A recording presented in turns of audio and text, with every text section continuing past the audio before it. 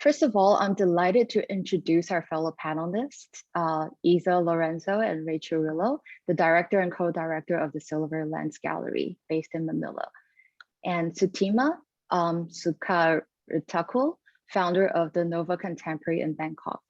And also we have Roshini Vadehra, director of the Vadehra Art Gallery based in New Delhi. Hello, everyone, and thank you for joining us today. And Isa is the founder of the Silverlens Gallery in 2004. With Rachel as the co-director, they aim to place Filipino and Southeast Asian artists within the broader framework of the contemporary art scene. They are actively participating in international art fairs and showcasing their artworks worldwide. Sutima, the founder of Nova Contemporary in 2016. She's keen in cultivating reciprocal exchanges in contemporary art across and beyond Southeast Asia, exhibiting emerging as well as established artists in the multi-generational dialogue. And Roshini, founder of the Vadehra Art Gallery in 2005. She has held important exhibitions by emerging and established contemporary artists across India, such as Atul Dodia, Shilpa Gupta, Ranbir Kalega, and many, many others, of course. And Roshini herself is very active in the international art scene. And now turning back to our topic today, we are talking about how Asian art galleries and the overall Asian art scene, how do we self-sustain? Modernity is a multifaceted, multi-layered phenomenon. It is a set of systems governing everything from technology, politics, and economy to culture and everyday life. It has propelled the development of capitalism, nation states, democratic politics, and technological advancement into a global phenomenon. It declares the pursuit of democracy, freedom, and human rights a universal value, and it espouses faith in the liberal economy. However, from the perspective of cultural studies, modernization is fundamentally so-called Westernization, which bears the characteristics of colonialism and globalization. At the root of modernism lies an inherently Western operating mechanism.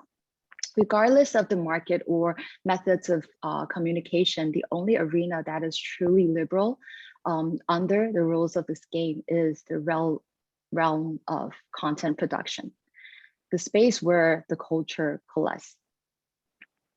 Returning to the topic of art production, the dichotomy between Asia and the Western world also illustrates a certain reference to and reflection of modernity in terms of management, positioning, strategy. What are our main differences in comparison to the Western mainstream system? These questions frame the subjects we will be exploring in this forum today. So now turning to our speakers, here's a question for all of you. As each of you operates within the larger art ecology of Asia, but considering the historical context out of which each art scene has been formed and considering the levels of support from the state in your countries or lack thereof, how do you think these factors have affected the way your gallery approaches and engages with the local international art scenes? How do you interlink your artists, collectors, and the galleries in the region? Please share some of your approaches in terms of management, positioning, and strategy. So maybe here we can start from Roshini, if you have any thoughts to share on this. Thank you, Shelley. So I think, India is, a bit of an unusual art scene in the sense that we have very little state support and infrastructure, which is why the growth of the Indian art market actually depends on private galleries and private initiatives. So galleries often have to double up in their roles of, sort of extending ourselves beyond usual gallery practices Many private galleries have their own foundations. They extend themselves with collaborations, publications, and all sorts of other activities to support our ecosystem from within. The public, I mean, as an example, public museums don't have an active acquisitions program. There is basically one important private museum, which is the Kiranadar Museum of Art, which is extremely important in the art scene. Kiranadar kind of holds important exhibitions, retrospectives, really supports the art market over here. So there is a lot that the galleries have to do in terms of extending ourselves. We ourselves also set up a foundation in 2007 called the Foundation for Indian Contemporary Art, where we support emerging artists and curators in the country by forming sort of collaborations in the international art scene. I mean, as another important example, our countries only had a pavilion at the Venice Biennale only twice, one of which was the last time in 2019, which was also a public-private partnership, and that's how we made it possible. So in that sense, things like international art fairs, biennales, museum collaborations, international gallery collaborations, all of those things become extremely important in the way that we position and market the Indian art scene and our artists. I mean, just giving you another example, our gallery collaborated with the David Swana Gallery last year to do an exhibition in London. Those sort of things become extremely important in positioning an Indian artist who hadn't been shown in London and introducing that artist to an entirely different audience. So similarly, participations in Art Basel or other sort of museum exhibitions that happen help us to sort of get out there on the global stage. It's very interesting because that's also kind of like the I mean, although Taiwan does have a government support, but there is plenty of foundations also kind of up and rising here as well in this region. So how about Isa and Rachel? How is it there in the Philippines? So first, thank you, Shelly. So happy to be here with Roshini and Sutima. I'm also happy that Rachel is here. Rachel never shows herself on camera. So we are, I am happy. So the situation here in the Philippines is very similar to India in that we have almost no government support. We do have government support, but it's very, very limited. And it's also very, very regulated. So there's not a lot of opportunity for sort of organic or I guess energy to move quickly. And we all know that in the contemporary art world, energy needs to move quickly. To answer your question about how do we link our artists, collectors, and etc. We started a media team of one in 2013, and this is because we felt like there was a huge audience of young people that we needed to connect to. So when the pandemic happened, the media team mushroomed, and it became, it went into the direction of becoming its own entity and really creating content. Rachel, you want to add something? We started to focus on our sort of local audience, which sort of comprises of like 60% under 30 years old. So it's a very young audience. So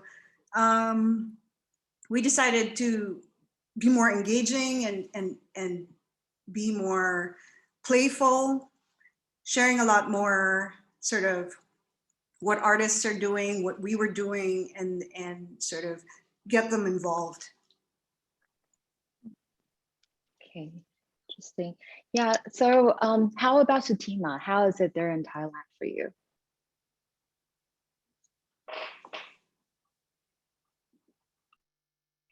Yes, so Thailand is also really similar to what Roshini and Isa were talking, that we have really limited help from the government, and also that there's really limited, it's not just even museum, but galleries that represent a contemporary art. So by doing collaborations and joining art fairs like Art Basel, it's completely very important, I feel, in order for artists to get exposed and in order to also shows like so many talented we have within Thailand, because like also I agree with what Roshini were talking, that the galleries in Thailand are not acting only like a galleries, but we also have to educate the audience and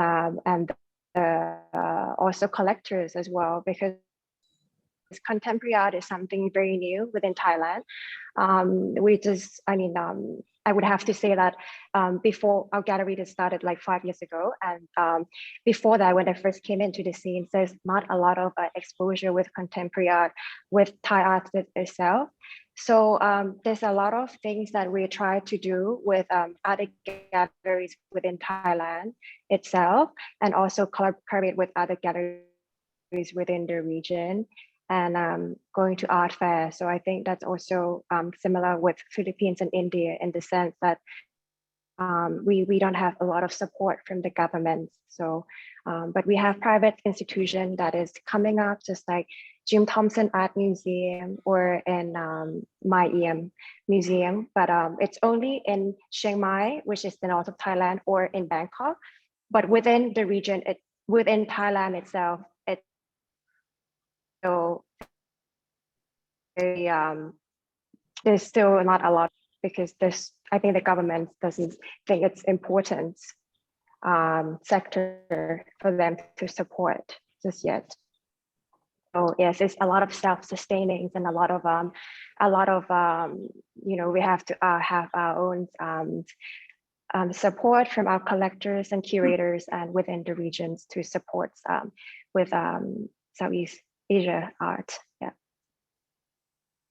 So we're really talking about how, in general, how the scenes are like. I mean, because other than my own country, Taiwan, I think we came across, the Philippines, we came across India and also Thailand. And we all know that actually we share a commonality, which is that we really do lack of a support from the government, but then we really do have very, very active art scenes here. We have a lot of things going on, and not just other than the galleries are doing a lot of really exciting programs, but also museums, foundations, and also fairs and everything else where there's a lot going on. But since we are in the kind of the midst of the pandemic, and we are talking about the art ecology before all this has bust out the past a year and a half. So, but now we also have to face the current situation, and also how do we self-sustain going forward. And then let's really roll this up into our second phase of our questionnaires. So after a year and a half into the pandemic with no clear end in sight, the COVID-19, of course, has disrupted every facet of our lives like never before, not to mention the tragic loss, lives, and suffering it has brought. So in the art world, we have seen exhibitions, art fairs, even biennials, museums, some closing temporarily or permanently, which is really sad to see. And also, meanwhile, artists and other independent art workers have been working, have been amongst the most vulnerable in the society as well, with exhibitions, art fairs, of course, all these platforms being canceled and recreated. The platforms for artists to present their works have disappeared, and consequently presenting challenges from, for some artists' very survival. The lockdowns and closure of borders around the world have highlighted how international air travel has become an integral part of our globalized contemporary art world. Traveling to art fairs, biennials almost seem to be a necessary requirement for our normal life, right? For artists, curators, collectors, and gallerists. In the time supposedly today, but with the current situation forcing our ecologies, such as museum and galleries, we have to focus more, of course, also on the local communities.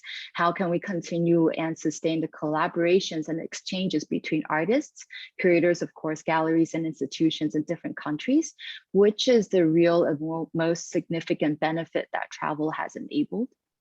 While the digital has migrated some of these challenges, how can the art world rethink these relationships given the limitation of digital and virtual way of gathering? How can we support new generations of artists, curators, gallerists, and other professionals to ensure that we do not lose the sense of the global art community?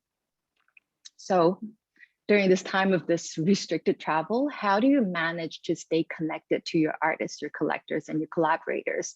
I am aware that in some countries, such as the Philippines, the strict lockdown continues until today. So even staying connected locally is a challenge already for you.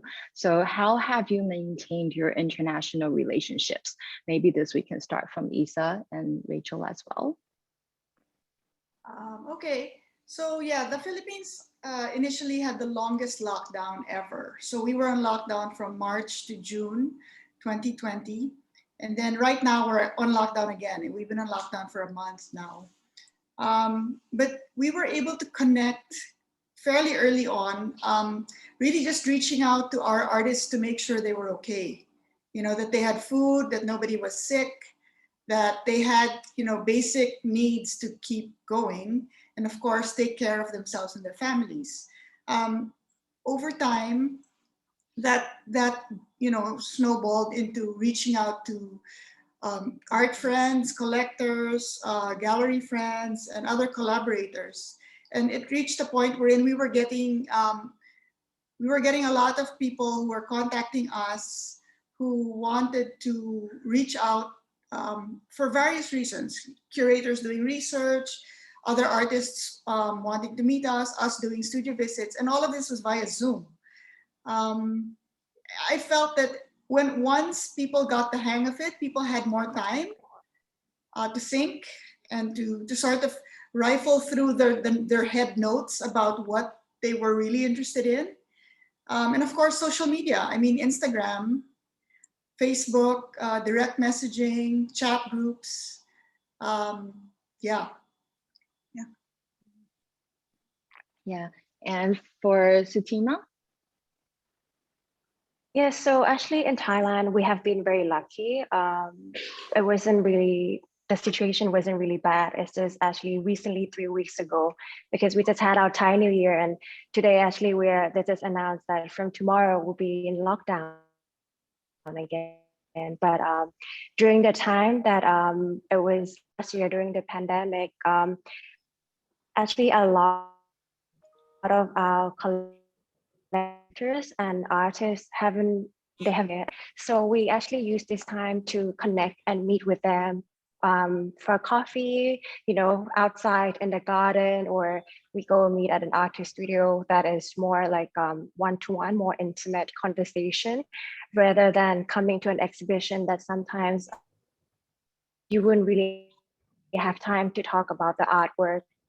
You'll be more, you know, show gatherings on the artwork and the practice of what artists are doing. So actually during this 1 year, we've been focused a lot with our collectors that has been stuck here, and some that our young collectors that just graduated and they just come back and they have, you know, they're interested in the art, but they are not sure what they're looking at because they're more familiar with, you know, going to MoMA or going to the Tate. So when they're stuck, we're acting as like also give them a little bit of one-to-one interaction. And I think for me, that was very effective. And also I got to talk to more like senior collectors that sometimes they're not familiar with contemporary artwork. And by, you know, and it was very effective. So I was using the lockdown and all this restriction as something that we didn't really have time to do when we're all busy traveling. Yes. So it was thankfully we managed to do that, but now we have to be online again. Mm-hmm. What a pity. And so how about Roshini? Yes. How is it in India? I mean, I feel like this was an interesting time for all of us because, you know, we were, of course, also in a very strict lockdown last year. And in some ways, everyone got closer together at that kind of a time. The Indian art scene came together like never before. There were really good collaborative platforms that were set up. And of course, the art world in general, as we know, adapted so quickly to the digital and online model, right? With all the galleries doing, online exhibitions and the art fairs moving very quickly to the OVR model. And, everyone was doing countless Zoom webinars and digital walkthroughs. And of course, our gallery did the same. And one of the interesting things that we did in India was that 6 galleries came together. Sorry, maybe it was 8. It was, I think, maybe more than 6. It was 8 or 12 galleries that came together from India and Dubai to set up a platform called In Touch.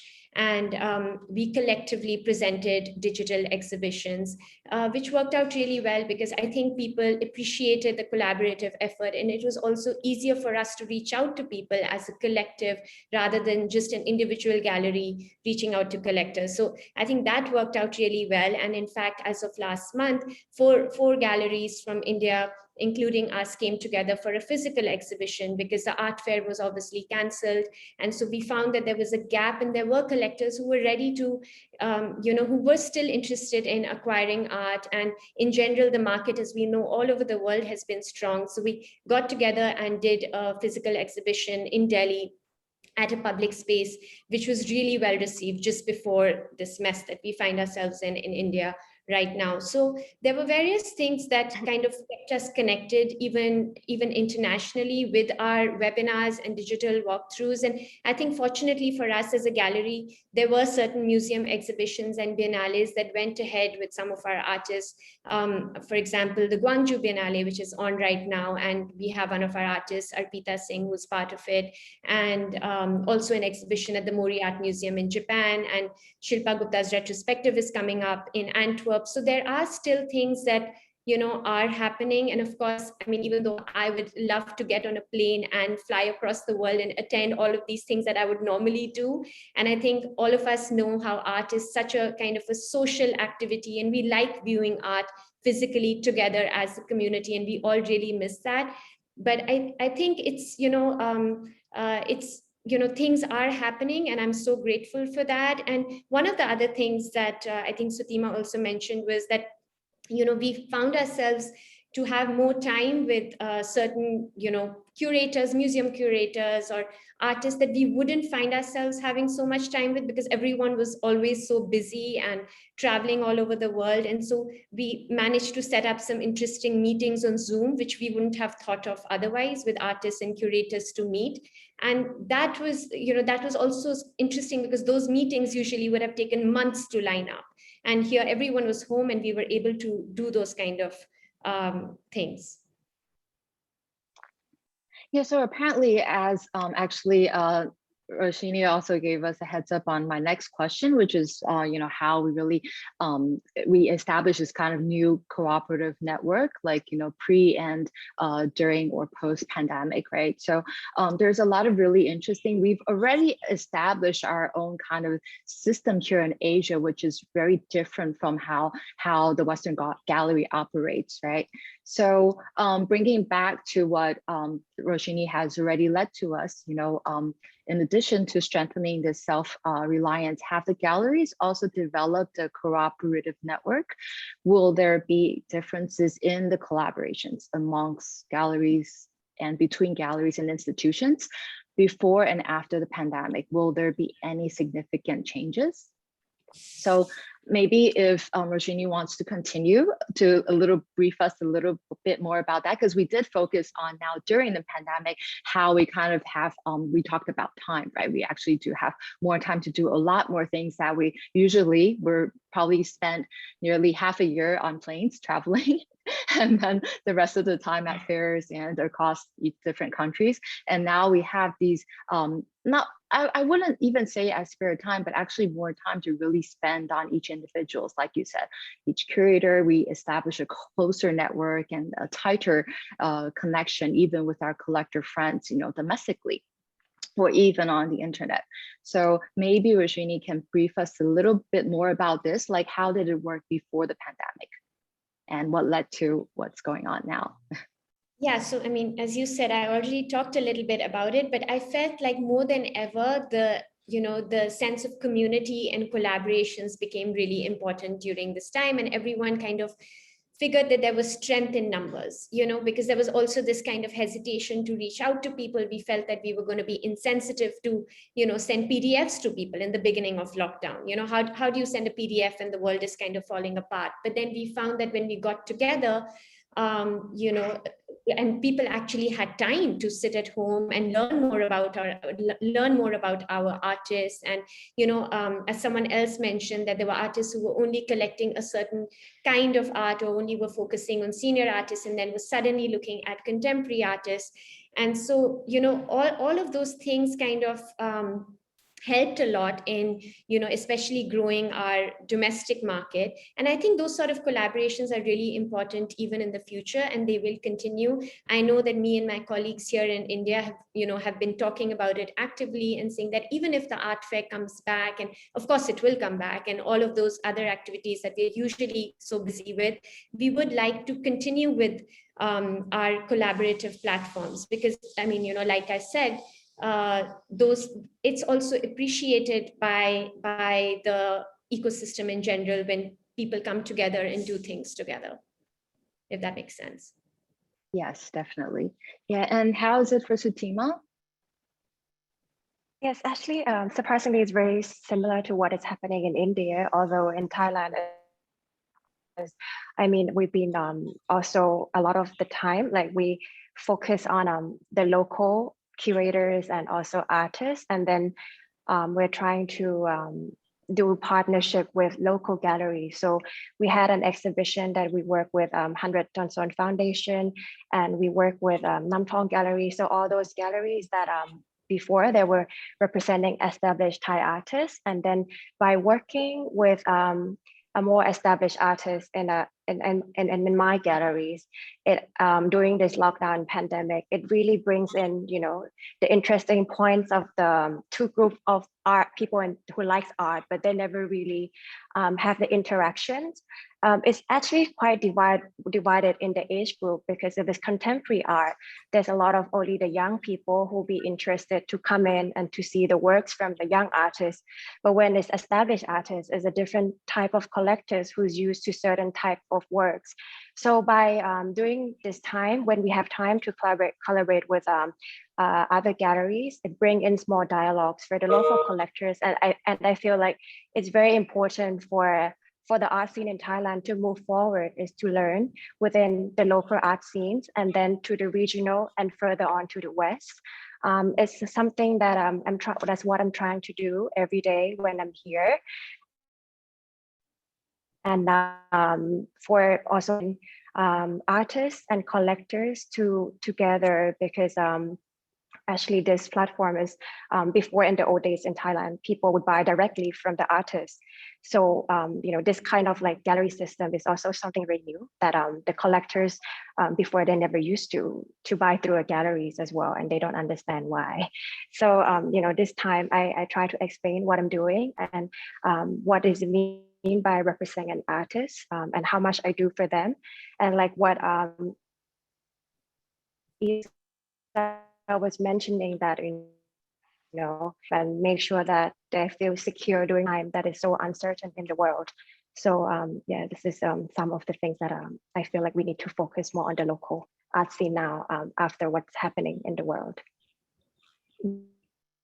And I do see that actually all of our gallerists here tonight, actually, we also have very, very strong focus on art education as well in our region. So that's also really important. And that's what made these gallerists, who they are today, and how they're leading the art scenes in the regions. So Isa and Rachel, what do you have to share for this question? I think I just want to, I guess, repeat what Roshini and Sutima were saying about the local is very important. I think that's what is common among strong markets, is that local audiences are very much supportive of gallery programs and artist practices. And in 2019, when Rachel and I ended 2019, we counted 165 days outside of our home. So that was half a year. We didn't see our dogs. So we decided at the end of 2019 that we wanted to stay home more. And boy, did it happen. Oh. So it's been, it was that's what happened. We stayed home and we touched base with our everyone here. And it was great because everyone else was here too. I think that part of the pandemic was actually the silver lining, because we were all here together and we all love art. So we're all going to still look at art. So I really had to laugh when Roshini said, maybe now's not the time to send a PDF, but yes, now is the time to send the PDF. It's all right. It's all right. And then to the other question about a network within the region, I mean, we speak to colleagues all the time just to check up on each other and to say hi. We've been a big supporter of gallery collaborations. For example, in the upcoming Art Basel Hong Kong, we're one of the 7 galleries that's actually sharing a booth with a Hong Kong-based gallery, which is Rossi and Rossi. And Fabio Rossi reached out to us and asked if we wanted to share a booth. And he didn't need to, but we had that relationship and he felt like he wanted to be a good neighbor. So of course we accept his invitation. Yesterday I was on the phone with a good gallerist friend in Singapore, and she's trying to figure out how she can show our artists in Singapore. So there's these relationships, that these networks, these friendships, that have been sown over many years that are now bearing fruit. I mean, just today I got an email from a gallerist in Madrid who I've met twice maybe, and she wanted to talk about showing one of her artists in Madrid, because now she has a bigger space, because apparently Madrid is bustling and they have the time. So this is the time for us to reap the benefits, or to harvest the fruits of all our relationships. Yeah, so following Isa and Rachel's perspective and your kindness to share all of these, and yeah, also I think it's actually I think this is a good timing for the audience who's either very familiar or unfamiliar with our gallerists programs. Maybe that we can also take this opportunity to kind of glance through their programs here, so we can follow through by Isa. Isa, maybe you can start a brief presentation on your program for the audience here. Okay, go ahead. So yeah, so this, go ahead, Jen. So Rachel here. So this sort of kick-started our online program because of the lockdown. So we, again, like Isa was saying earlier, we had to check on our artists and see if, really basic stuff, if they had food, if they were feeling well, if they had supplies, if et cetera, and because of that, we of course wanted to see them and ask for their photographs in their studios, what they're working on, etc. And we built this online only show because none of us could get to the gallery or anywhere at this point. This was June 2020, and we built this show called Anticipating the Day. So wherein we showed a lot of their studios, some quotes from the artists, and et cetera, and obviously some work as well in a giant sort of catalog type of PDF. This is also something new. I guess what I'm showing is stuff that we didn't used to do. This was actually for the Art Basel 20th Century OVR. This is Pasita Abad, and we had to find ways to really show the material because these are trapunto, so they are made of textile, and so those needed to be shot differently and presented differently. This is an early show in the gallery live in Manila. This is Nicole Coson, Exoskeleton, and we were just happy to show that we're back in the gallery and people are making appointments and coming back into the gallery. This was February. a few months ago. And then another new thing, an OVR in our new website. I like these because they're sort of editorial content. There's a lot of storytelling, there's a lot of process, there's a lot of connections, and people seem to respond well to reading about the work this way. Okay. Thank you, Rachel, so much for sharing. And then maybe let's for Sutima. So we know that the Bangkok Art Biennial was one of the few international biennials that actually happened last year. And the Thailand biennial created by Yuko Hasegawa is also due to open in July this year. So do you think these international events has helped maintain Thailand's relationship with the global art scene? And meanwhile, if you have some more to share on your program by words, maybe? Yeah, I mean, definitely like Bangkok Art Biennale was something that I was really looking forward to because I get to see real art like from international artists in Thailand. I mean, we had work from Anish Kapoor, like in one of our temple, like, and then I was talking to Dr. Apinan. He said that he had to flew in the team of Anish Kapoor to do the artwork. And then we get to see live performance by Malachi, Sucharitakul. She was performing in Bangkok Art and Culture Center, and we had a great artists who were show works. Artwork, it's easier to be shown online where video and photograph.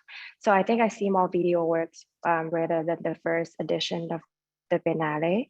And then it was really interesting because the location was more it was not so spread out like the first edition of the Bangkok Biennale. So it was easier to travel within the cities, and it was very empty without any tourists.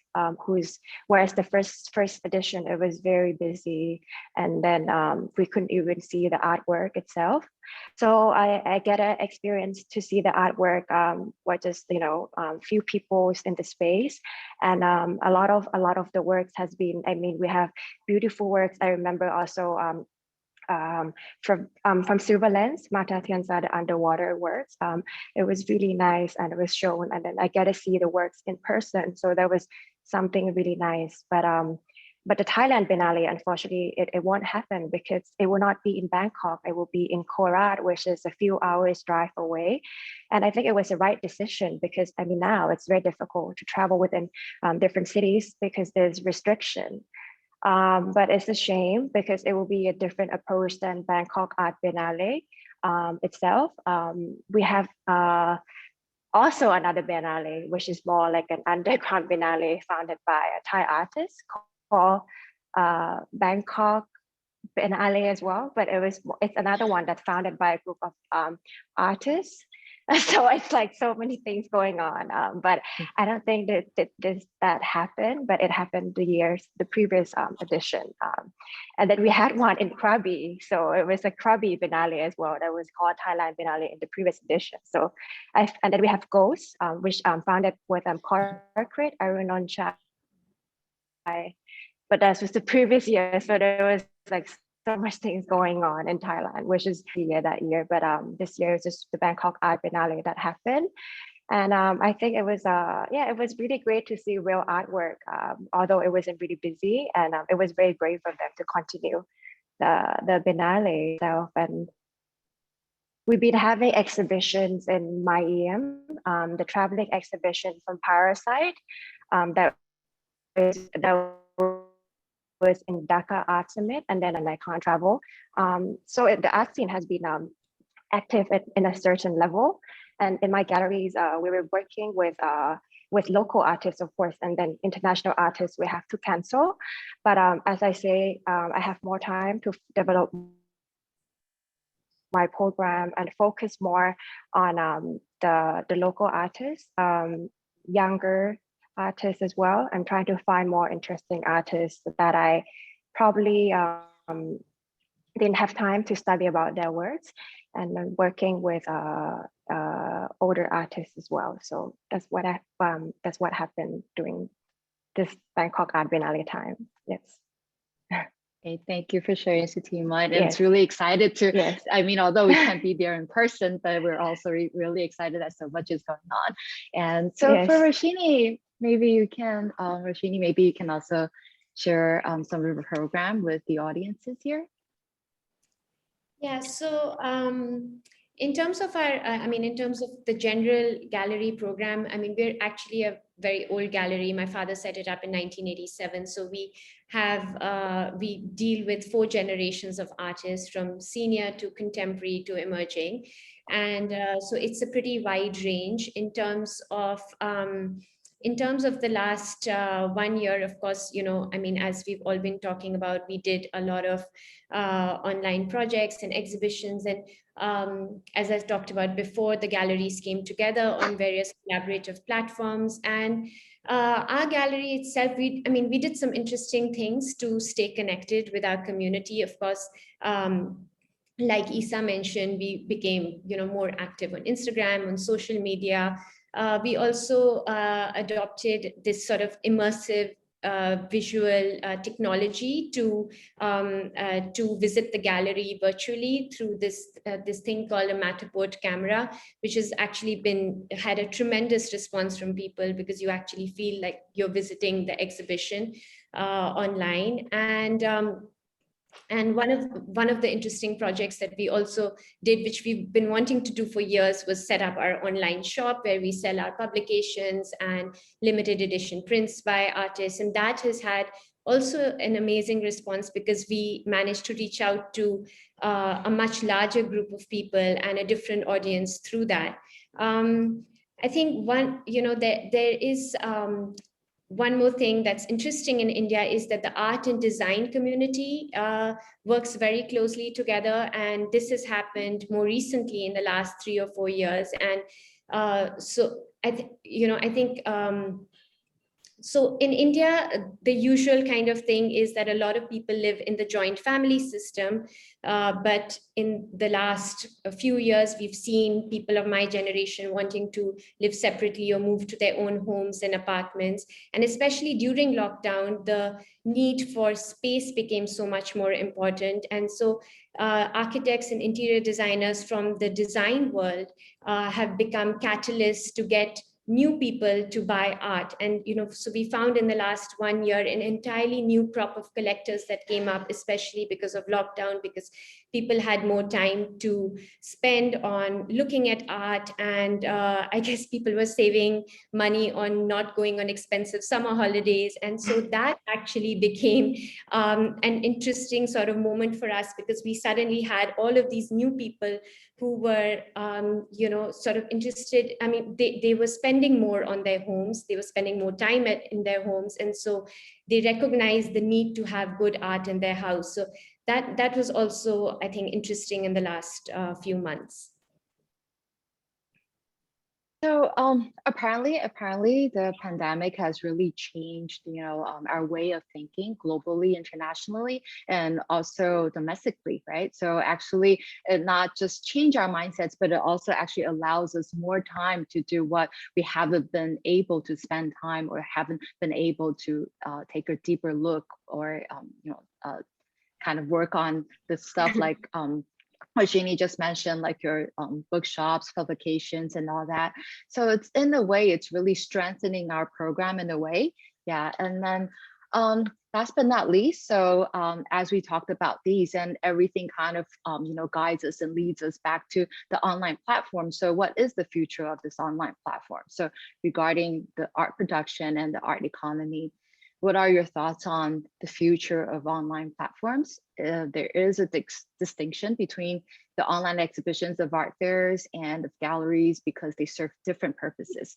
What are your thoughts and practices regarding this binary display mechanism? So maybe Roshini can continue for us on that. So I think, as I mentioned before, I feel like the physical experience of viewing art can't really be replaced. And also there are certain mediums of art that can't be shown in an online model, right? Whether it's large installations or video art, we do find that the online model kind of lacks in being able to show ambitious projects like that, if I may call them so.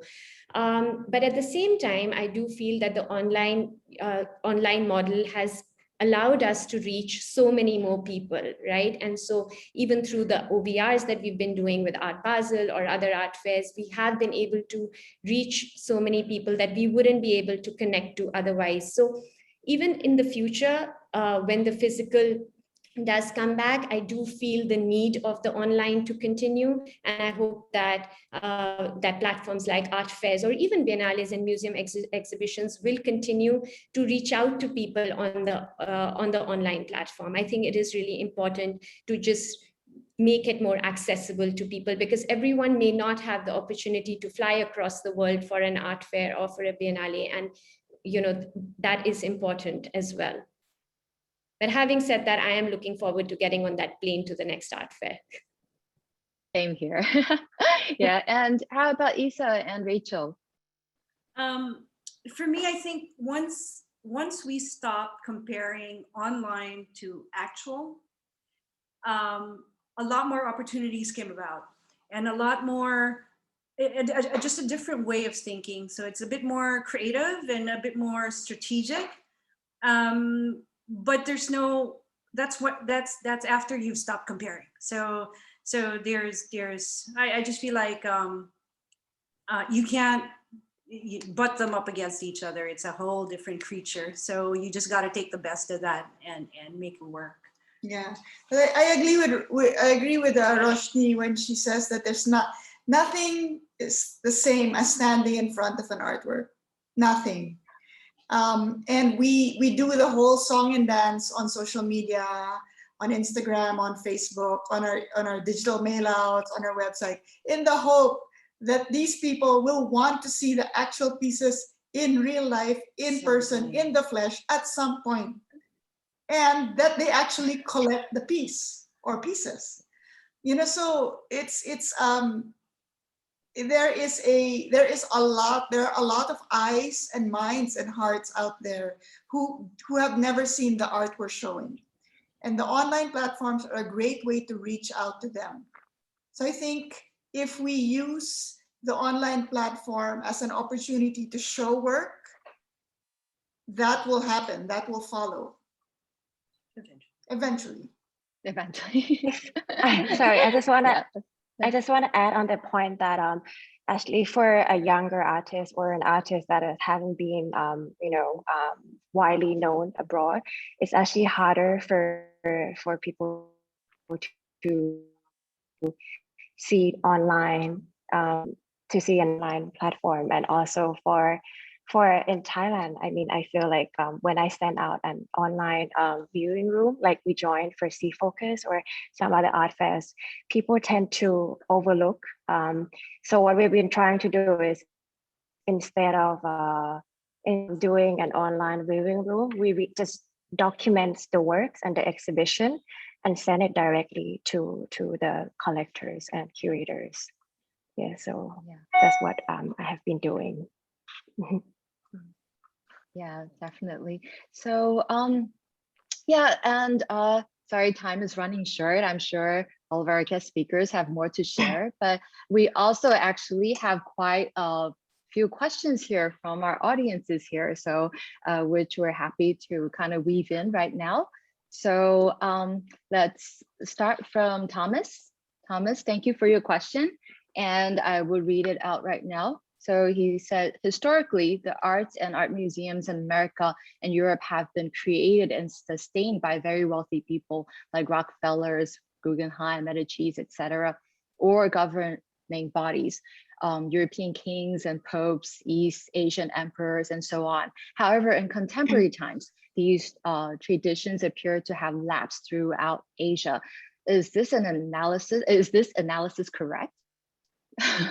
Rachel, Isa, you'd like to start on this? Or if or any of you feel free to. Yeah, I hop in. actually I have some kind of an answer for that. I just gave a talk last week on art patronage, and in the Philippines we had maybe 5 or 6 big art patrons in the 20th century, at least from like 1900 to 1975. But recently, art patronage now takes the form of collectors or philanthropists who want to give to artist initiatives. They're not really donating art to museums, or they're working with institutions, and they're working with artist groups, or they have an idea that they want to fund, and that's where it goes. So that's where it is in the Philippines. And Can Roshini I or Sutima? Yeah, of Yeah, course. so I mean, in our country, it's actually very much like that. As I said in the beginning of our conversation, we have the Kiranadar Museum of Art, which has been set up by Mrs. Kiranadar, and it's extremely important in the Indian ecosystem. She's a very important figure in supporting the arts in our country. And similarly, we also have the Piramal Museum in Bombay, and we have the Lal Bhai Museum in Ahmedabad. So it's very much like that, where there are sort of these large industrial families who are supporting the arts with their patronage. And of course, there could be more. And I think the reason that there is not more than what there is because of the lack of state support, and for the lack of the government giving tax breaks and all of that to these families to set up these museums. But I think that we are getting there. And when the government does start supporting, and it will happen in time, there will be many more people who will come forward with the idea of setting up museums. I mean, Sutima, you want to add to that? Thailand, I think in Thailand, I can count within only one hand that, you really do have those type of patronage. So it's very difficult for us and for artists and so I wish there's more in the future as well. Okay. And our next question is from Olga. Thank you for your question, Olga. And so what is the most unexpected moments with reaction of the art market to the situation with lockdown and pandemic? That people are still buying art. Exactly. Yeah, and also that artists are producing work because they're locked down in their studios, and they have time to play. They have time to do more exciting stuff. Any addition to this question? Maybe Roshini or Sutima? Sorry, Shelley, I missed you for a moment. What was the question again? So what is the most unexpected moments with reaction of the art market to the situation with the lockdown and pandemic? I think what is unexpected is how strong the art market has been. I mean, I don't think any of us expected for the art world to hold itself the way it has. I think ours is one of the most successful industries during this time, when it's hit all the other industries so badly, as we know, and people have really supported and come together and adapted to the digital model, as we talked before. And I mean, the whole year has been unexpected, and how well it's all turned out for everybody. Yes, I mean, for us, we also have been very lucky, and a lot of the point that Roshini covered regarding that, people are looking more space. So young people are moving out instead of living at home with the family. So during the pandemic, they're looking for more art, or there's some like outdoor installation sculpture that, people need to spend more time outdoors, and something that, actually before people were just looking for paintings. And I think now the collect have more time and study, so we have been very lucky, and yes, and have more new collectors who really want to explore more on the artwork and our program. Yes. Great. And rolling on to our next question from Henrik. Have you found a shift in what collectors are buying? A material or content shift as to what collectors are currently more interested in? And similarly, are there work that collectors have shifted away from. So this actually also kind of leads to what Sutima has just replied about, how people are collecting different body of works or type of works. I think it's interesting because since everyone had more time on their hands, people were willing to explore further than what they were comfortable with all of this time. And so, maybe there were people who were only collecting the masters who were suddenly looking at contemporary, or people who were looking at contemporary started looking at other mediums of art that they hadn't explored before, simply because they had more time. And the gallerists, artists, and curators also had time to educate people more on different things, and people took that opportunity to have those deeper sort of conversations. So I feel like, overall, everyone was willing to push the boundaries on what they were collecting. And Ashley, I want to. Go ahead. Oh, sorry. Oh, no, go ahead, please. I just wanted to say it's expensive to send work from internationally, and I think like video works has been more popular, and people are looking that they're thinking of the storage space. Like if they get another painting, where would they store? But they explore more on the option of video because it's easier to send and then easier to collect. So actually, it has been very interesting feedback. So what we during the pandemic. Yes. Sorry, go ahead, Isa. I was just going to say that it's also say they're interested in one artist, they would then be interested in their other medias. So if an artist who usually paints does some soft sculpture and they learn about it and understand the connection between the two medias, then that kind of thing difference. Okay, and our next question is from Christine. Christine, so do each of your galleries only show works from your own country, or do you incorporate non-Asian artists' work into your galleries as well? I can take it first.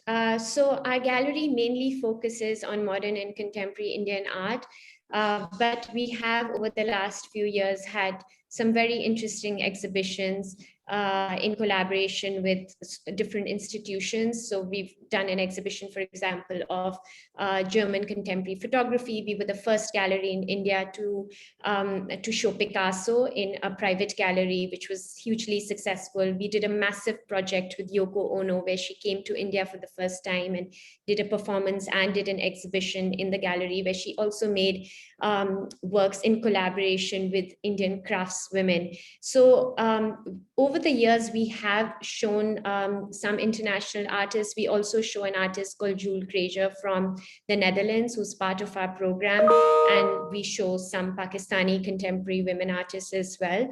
But overall, I think we kind of feel the need to focus and promote Indian contemporary artists. Yeah, we try and show a Southeast Asian focus, or at least artists who are part of the diaspora. Sutima? Yes, we also we also show try to show artists within the region. Like for example, this year we're planning to have an exhibition with our Burmese artist, Mosad, who we show in Hong Kong before, but unfortunately it can't happen due to the political situation. That's what's happening in Burma.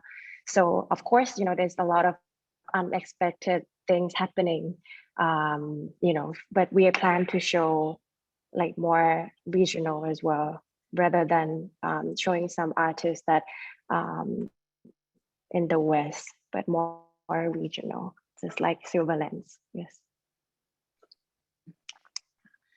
And last but not least, we also have a question from Cynthia, which we have a little bit of time left. But so what do you look for when you consider adding new artists to your gallery? So this comes to the gallery program again.